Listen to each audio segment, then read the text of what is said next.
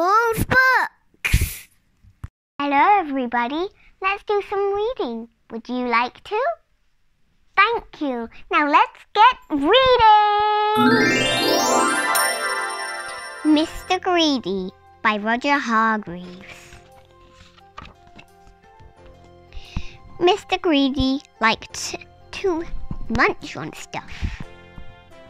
In fact, Mr. Greedy loved to eat. And the more he ate, the fatter he became. And the trouble was, the fatter he became, the more hungry he became. And the more hungry he became, the more he ate. And the more he ate, the fatter he became. And so it went on for a very long time. Mr. Greedy lived in a house that looked rather like himself. It was a roly-poly sort of house. Roly-poly. One morning, Mr. Greedy awoke rather earlier than usual. He'd been dreaming about food, as usual, and that had made him wake up, feeling hungry, as usual. So Mr. Greedy got up, went downstairs, and he ate the most enormous breakfast. Do you know what he ate? Well, this is what he ate. 2 slices of toast, 1 packet of cornflakes, 1 milk bottle, 1 bowl full of sugar, 3 slices of toast, 3 boiled eggs, 4 slices of toast, 1 butter dish, 1 pot of marmalade. You can't eat that all in one day, can you? Well, if you can, then you might be a dog. Like me. When he had finished his enormous breakfast, Mr. Greedy sat back in his chair, smiled a very satisfied smile, and thought. That was a delicious breakfast, he thought to himself. Now, I wonder what would be nice to have for lunch. He just ate a whole breakfast, and now he's having lunch. He's very, very greedy. And me too, since I ate 6 or 7 bowls of cookie cereal this morning. Alright, back to the story. He decided in order to work up an appetite for lunch, he would go for a long jog. That morning, Mr. Greedy walked and walked and walked. Then he discovered a cave. That's funny, he thought. I don't remember seeing that there before.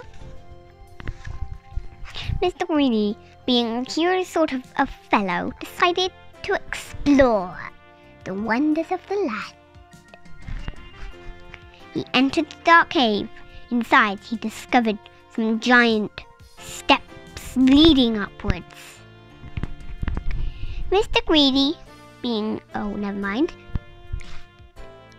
I forgot what sentence I was on. They were very steep and very difficult to climb, but with much huffing and puffing, Mr. Greedy climbed up and up. At the top of the steps, Mr. Greedy came to a door. It was, without doubt, the biggest door that Mr. Greedy had ever seen, and it was quite shut. Mr. Greedy, being a curious sort of fellow, decided to see what was on the other side of that door. So Mr. Greedy squeezed himself through the crack in the door, and there before him was an amazing sight. The biggest room that he has ever seen. The floor was as big as a field. The table in the middle of the floor was as big as a house, and the chairs around it were as high as trees.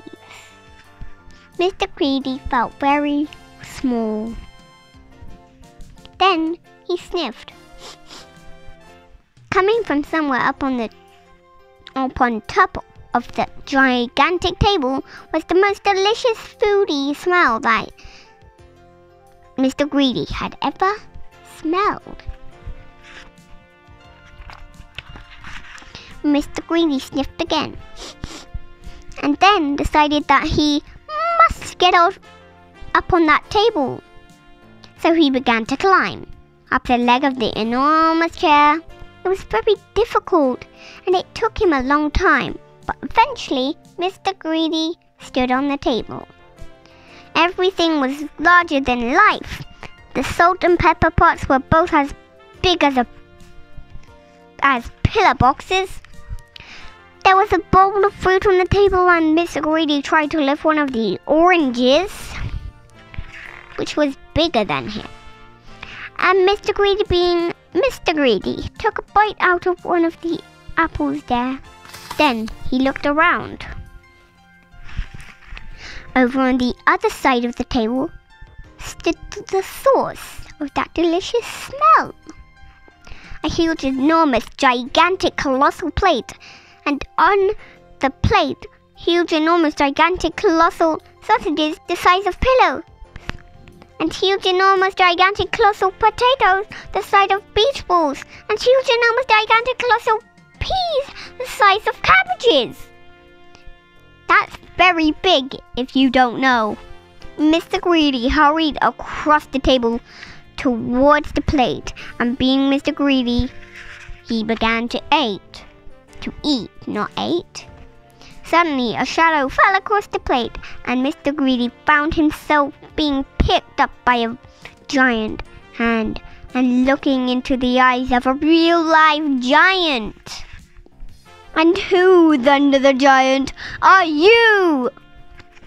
Mr. Greedy was so frightened that he could only just manage to squeak his name. Mr. Greedy, he squeaked. The giant laughed as loud as thunder. Greedy by name and greedy by nature, he bellowed. Well, I think, Mr. Greedy, that you need to be taught a lesson. And what a lesson it was. The giant made Mr. Greedy eat up everything on that huge, enormous, gigantic, colossal plate. When he had finished, Mr. Greedy felt very ill indeed, as if he would burst at any minute. Now, said the giant, in a much quieter voice, do you promise never to be greedy again? Oh yes, moaned Mr. Greedy, I promise. Very well, said the giant. Then I'll let you go. Mr. Greedy climbed down from the table and went out through the door, feeling very fat and extremely miserable. And do you know, from that day to this, Mr. Greedy has kept his promise. And do you know something else as well? Mr. Greedy doesn't look like he used to look anymore. He now looks like this, which I think suits him a lot better, don't you? So, if you know anybody who's as greedy as Mr. Greedy used to be, you know what to tell them, don't you? Beware of giants. That was the end of the book, so if you liked it, subscribe, click that like button, and I'll see you next time. Bye!